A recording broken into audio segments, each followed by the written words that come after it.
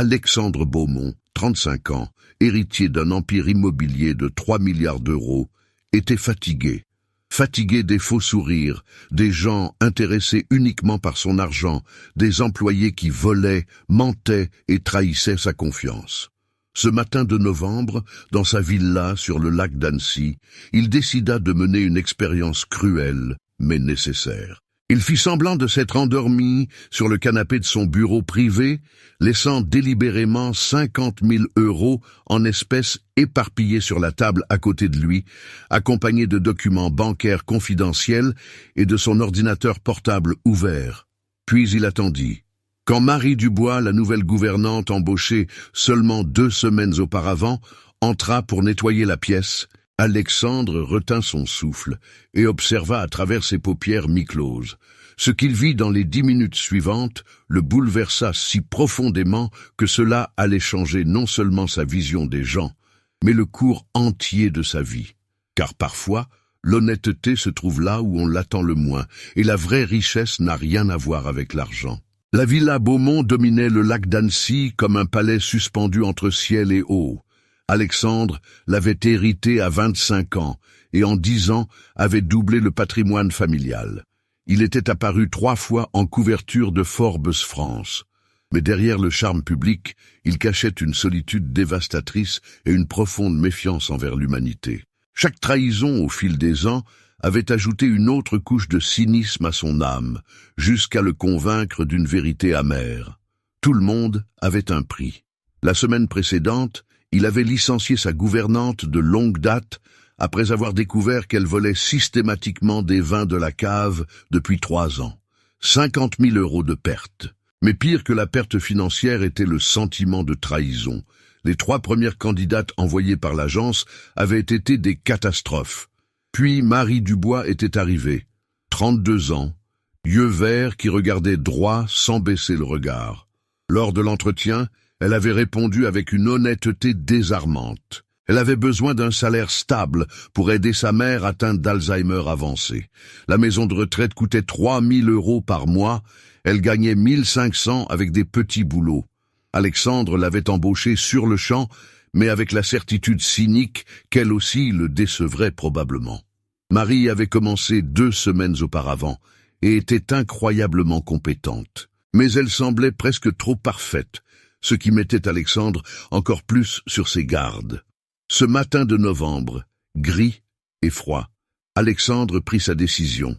Il testerait Marie avec une pression maximale pour voir si elle craquait.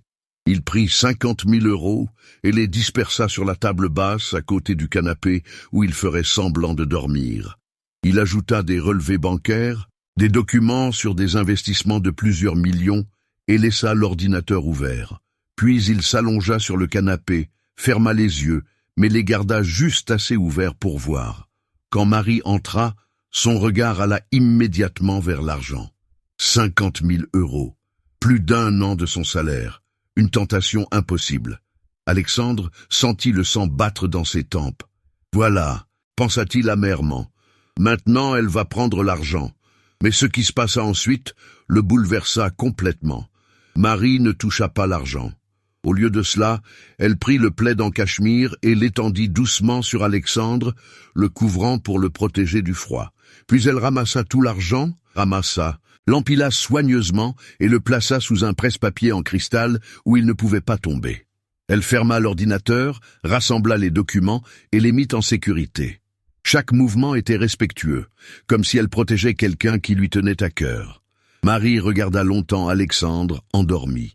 Dans son regard, il n'y avait ni calcul ni cupidité, mais une compassion authentique.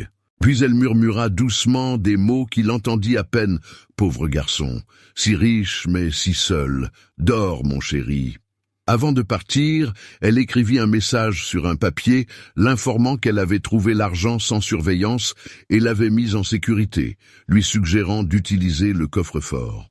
Alexandre resta immobile, son cœur battant fort. Puis il se leva et s'approcha de la table. L'argent était là, chaque euro. Mais ce qui faillit le faire pleurer fut la note. Cette femme qui avait désespérément besoin d'argent n'avait rien touché. Elle l'avait couvert avec le plaid, avait protégé ses biens et l'avait appelé « mon chéri » avec une tendresse que personne ne lui avait jamais témoignée. Alexandre réalisa qu'il pleurait. Pour la première fois en 10 ans, il sentit quelque chose se briser en lui, la conviction qu'il était seul contre le monde. À ce moment, il prit une décision qui allait tout changer. Alexandre attendit jusqu'à l'heure du déjeuner. Il trouva Marie dans la cuisine de service avec un sandwich simple et le livre L'art d'aimer d'Erich Fromm. Il lui raconta tout, le test cruel, l'argent laissé délibérément, le fait qu'il faisait semblant de dormir. Marie demanda avec douleur si elle n'était qu'une autre voleuse potentielle à tester. Alexandre admit qu'elle l'avait été, mais ne l'était plus. En 10 ans, il avait vu le pire, avait été trahi. Marie remarqua avec sarcasme qu'elle avait réussi son test. Il répondit qu'il se sentait pire, pas mieux.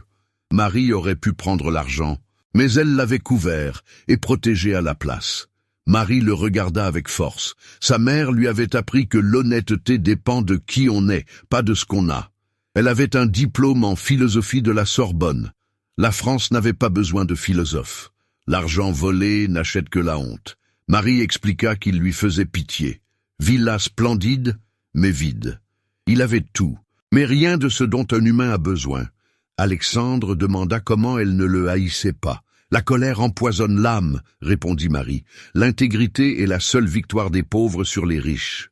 Alexandre proposa de payer la maison de retraite. Marie refusa catégoriquement. Il essayait de l'acheter. Elle voulait du respect, pas de la charité. Alexandre l'étreignit et pleura. Marie murmura qu'il n'était pas trop tard pour changer. Marie posa une condition. Il devait visiter sa mère avec elle, en ami, pas en bienfaiteur. Alexandre accepta. Dans cette petite cuisine commença une véritable amitié. Les mois suivants transformèrent la vie d'Alexandre. Marie le traitait avec une honnêteté directe et la volonté de lui dire quand il se comportait comme un idiot. La première visite à la maison de retraite, les jardins du lac, fut une révélation. Alexandre observa Marie avec sa mère Sophie et vit un amour inconditionnel. Marie lui peignait les cheveux avec douceur, racontait des histoires, tenait sa main. Pas d'embarras, pas de frustration, seulement de l'amour. Alexandre avoua qu'il n'avait jamais appris à vraiment aimer. Marie répondit qu'il n'était pas trop tard. Elle lui apprendrait. Marie lui enseigna de petites choses. Comment parler aux gens sans calculer leur valeur. Comment vraiment écouter. Comment être présent.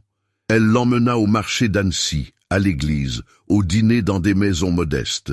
Alexandre découvrit un monde de gens qui travaillaient dur pour des salaires modestes, mais trouvaient la joie dans les petites choses. Des communautés qui s'entraidaient parce que c'était juste.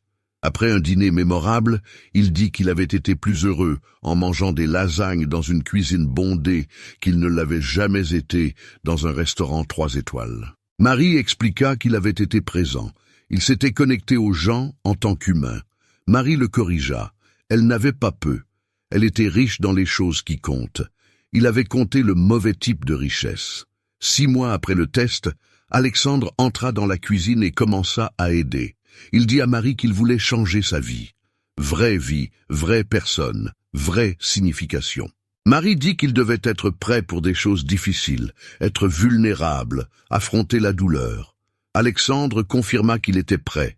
Il voulait vivre, pas seulement exister. Les mois suivants furent transformateurs. Marie le poussa hors de sa zone de confort. Alexandre découvrit que c'était aussi libérateur. Marie lança un défi. 1 jour par semaine avec seulement 100 €. Pas de carte de crédit, pas de chauffeur. Le premier jour fut humiliant. Cappuccino 8 €, taxi 20 €. À la fin, il se sentit pauvre. Marie commenta qu'il était bienvenu dans la vie de 90% de la population. Lentement, Alexandre apprit. Café de quartier où le café coûtait 1,50 €. Transports en commun. Cuisiner des repas simples.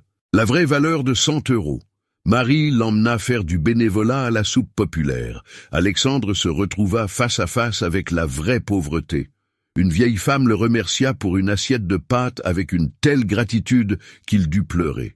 Marie l'étreignit en silence. Alexandre avoua avoir tant gaspillé. Dîner à 1 000 €. Marie répondit qu'il s'agissait de choisir comment vivre maintenant. Il créa une fondation avec 50 millions d'euros, mais il s'impliquerait personnellement. Marie l'encouragea à voir un thérapeute. Les séances furent dévastatrices et libératrices. Il affronta la douleur enfouie concernant ses parents.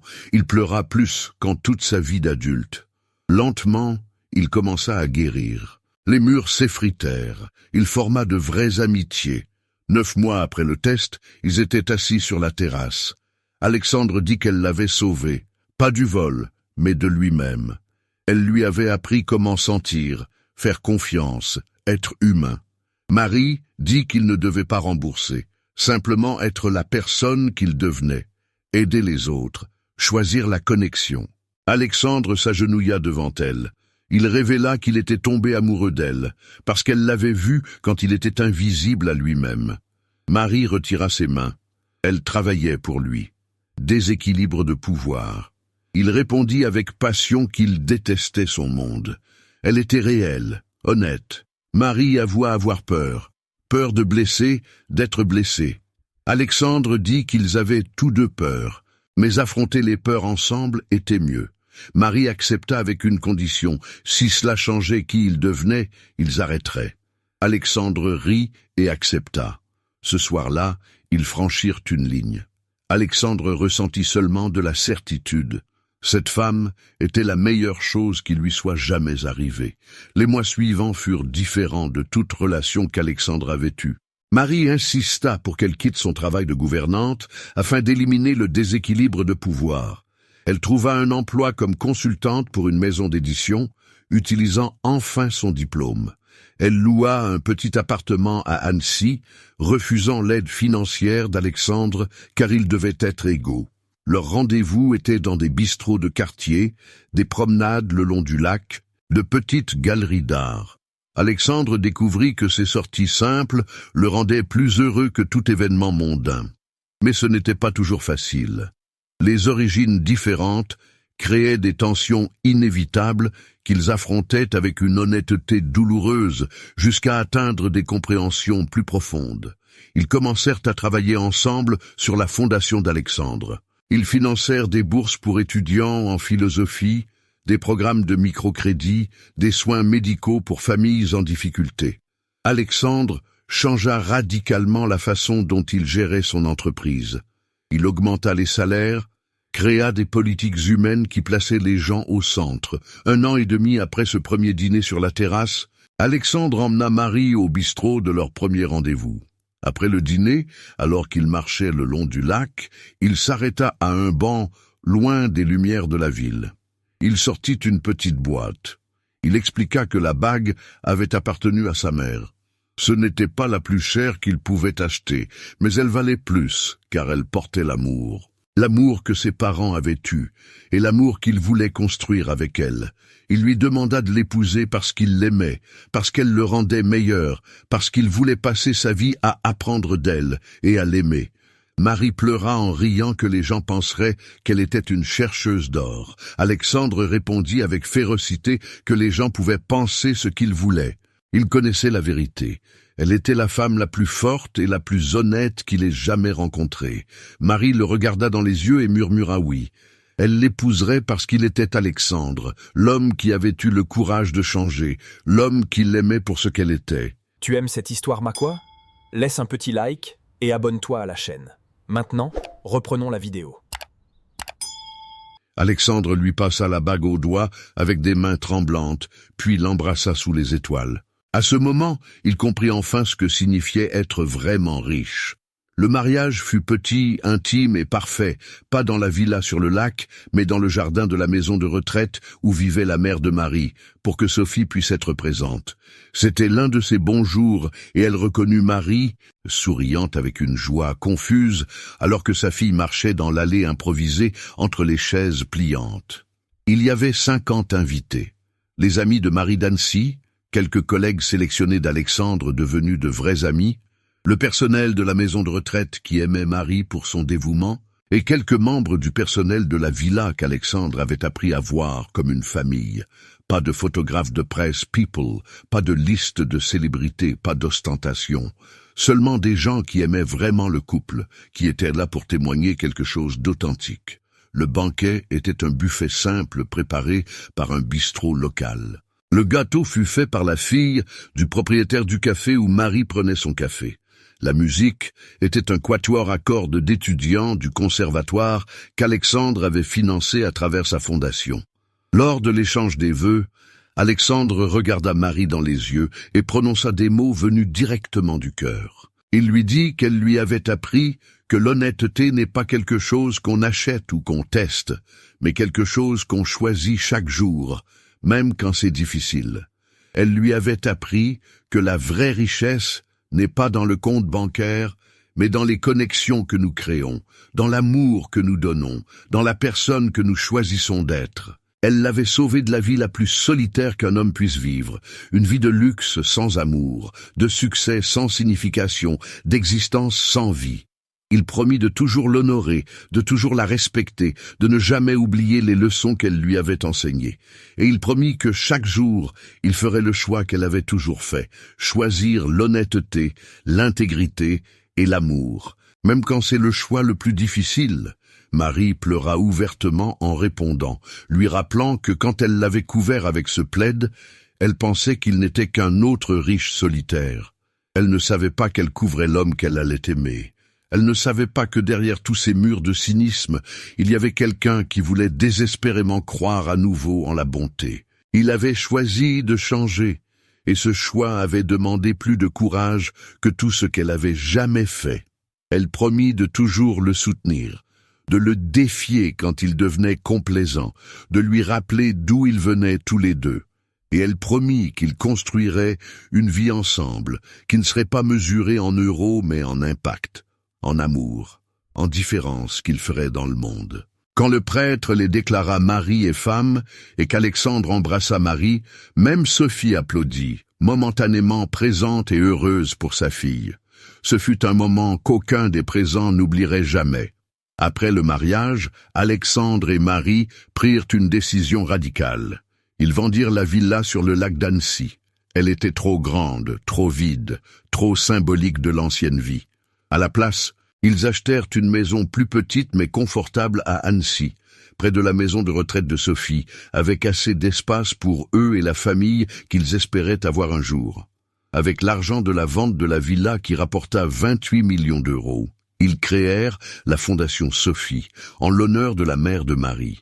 La Fondation avait une mission spécifique: aider les familles qui avaient du mal à payer les soins médicaux pour leurs proches, en particulier pour les maladies de longue durée, comme l'Alzheimer. Ils finançaient des maisons de retraite, des programmes de soutien pour les aidants, la recherche médicale. Et Alexandre et Marie n'étaient pas seulement des bienfaiteurs distants, ils visitaient les familles aidées, écoutaient leurs histoires, et pleuraient avec elles dans les moments difficiles et célébraient dans les moments de joie. La vie qu'ils construisirent ensemble ne ressemblait à rien de ce qu'Alexandre avait imaginé quand il était le milliardaire solitaire dans sa villa dorée. Il travaillait toujours dans les affaires, gérait toujours Beaumont Holdings, mais avec des priorités complètement différentes. Il mesurait le succès non seulement en profit, mais en impact. Combien d'employés vivaient au-dessus du seuil de pauvreté? Combien avaient accès à des soins de santé de qualité?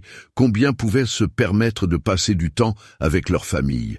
Marie continua à travailler dans la maison d'édition, publiant des traductions d'œuvres philosophiques, explorant des thèmes d'éthique, de justice sociale et la signification de la bonne vie. Elle écrivit aussi son propre livre, une exploration philosophique de la relation entre richesse matérielle et bien-être humain, qui devint un best-seller inattendu et demandé dans les universités. 2 ans après le mariage, leur fille naquit, qu'ils appelèrent Charlotte, en l'honneur de la mère d'Alexandre. 3 ans plus tard arriva leur fils Thomas, portant le nom du père d'Alexandre. Alexandre fut un père présent et impliqué d'une manière que son propre père n'avait jamais été. Il changeait les couches, se levait pour les tétées nocturnes, jouait sur le sol de la cuisine avec des jouets en plastique. Et il aimait chaque minute de cette vie normale, extraordinairement riche. Quand Sophie mourut 5 ans après le mariage, entourée de Marie, Alexandre et les enfants, ce fut la paix. Elle avait eu des années de soins excellents, des moments de lucidité où elle reconnut le bonheur de sa fille et la dignité jusqu'à la fin. Aux funérailles, Alexandre prononça un éloge émouvant sur une femme qu'il n'avait jamais vraiment connue dans sa plénitude mentale, mais qui avait donné au monde Marie, et Marie lui avait donné une vie qui valait la peine d'être vécue. 10 ans après ce matin où Alexandre avait testé Marie avec l'argent sur la table, c'était un jour d'automne similaire. Alexandre avait maintenant 55 ans, quelques rides de plus autour des yeux, mais un esprit infiniment plus léger. Il se tenait dans le salon de leur maison à Annecy, regardant Charlotte, maintenant 12 ans, aider Thomas, 9 ans, avec ses devoirs de mathématiques. Marie entra de la cuisine avec 2 tasses de thé, en tendit une à Alexandre et s'assit à côté de lui sur le canapé. Il l'enlaça, quelque chose qu'il faisait 100 fois par jour et dont il ne se lassait jamais. Marie demanda à quoi il pensait, connaissant ce regard distant. Alexandre répondit qu'il pensait à ce jour, quand il avait laissé l'argent sur la table pour la tester, combien il était cynique, combien il était sûr qu'elle échouerait. Marie sourit en lui rappelant qu'elle l'avait couvert avec un plaid. Alexandre répéta ces mots avec émerveillement, toujours étonné par le geste simple qui avait tout changé. Puis il lui demanda si elle savait ce qu'il avait compris après toutes ces années. Marie lui demanda de lui dire. Alexandre lui expliqua que ce test n'était pas pour découvrir si elle était honnête. C'était pour découvrir s'il pouvait encore croire en la bonté humaine, et elle lui avait donné la réponse. Pas seulement en étant honnête avec l'argent, bien que cela fût important, mais en le traitant avec gentillesse quand elle croyait qu'il était vulnérable et endormi, en voyant l'humain en lui au lieu du compte bancaire, en l'appelant « mon chéri », comme s'il importait en tant que personne, pas en tant que distributeur automatique. Marie posa sa tête sur son épaule, observant qu'il avait pris cette réponse et avait choisi de changer. C'était toujours le point. Pas qu'elle l'ait sauvé, mais qu'il avait choisi d'être sauvé, qu'il avait eu le courage d'admettre que la vie qu'il vivait était vide et d'en construire une nouvelle. Ils regardèrent leurs enfants ensemble, cette chose miraculeuse qu'ils avaient créée. Charlotte avait la détermination de sa mère et l'intelligence aiguë de son père. Thomas avait la gentillesse des deux et un sens de l'humour qui les faisait rire chaque jour. Alexandre confessa ce qu'il enseignerait à leurs enfants quand ils seraient plus âgés. Il leur raconterait la vraie histoire de comment ils s'étaient rencontrés. Il ne la rendrait pas romantique ou propre. Il dirait que papa était un idiot cynique qui avait testé maman comme si elle était une criminelle. Et puis, il raconterait comment maman avait répondu avec tant de grâce et d'honnêteté qu'elle avait forcé papa à se regarder dans le miroir et il n'avait pas aimé ce qu'il avait vu. Marie lui demanda ce qu'il voulait qu'ils apprennent de cette histoire. Alexandre répondit qu'il voulait leur enseigner que l'honnêteté est un choix, que la gentillesse est un choix, que tout le monde peut changer s'il a le courage d'affronter ce qu'il est devenu et de choisir d'être meilleur, que la vraie valeur ne se mesure pas en argent, mais dans la façon dont nous traitons les gens quand personne ne regarde, et que parfois, les personnes les plus riches sont celles qui ont moins d'argent mais plus d'amour. Marie l'embrassa doucement en lui disant qu'il était devenu un homme sage. Alexandre répondit que c'était seulement parce qu'il avait épousé une femme sage. Ce soir-là, après que les enfants furent couchés, Alexandre et Marie s'assirent sur leur petit balcon donnant sur Annecy. Ce n'était pas aussi panoramique que le lac depuis la villa, mais c'était à eux, c'était la maison. C'était rempli d'amour et de rire et de la conscience quotidienne qu'ils avaient construit quelque chose de précieux ensemble. Alexandre pensa à ce plaid, toujours conservé dans une armoire, une relique du moment qui avait changé sa vie. Parfois il le sortait et le regardait, se souvenant de l'homme qu'il avait été et de l'homme qu'il était devenu. Le plaid représentait quelque chose de profond.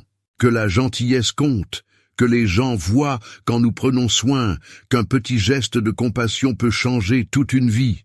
Et chaque nuit, avant de s'endormir, Alexandre couvrait Marie avec ce même plaid, répétant le geste qu'elle avait fait pour lui tant d'années auparavant. C'était leur rituel, leur rappel silencieux que l'amour n'est pas dans les grands gestes ou les cadeaux coûteux. Il est dans les petits actes de soin. Il est dans le fait de couvrir quelqu'un quand il a froid. Il est dans le fait de voir la personne derrière le compte bancaire ou le titre de travail. Il est dans le choix, chaque jour, d'être honnête, gentil et présent.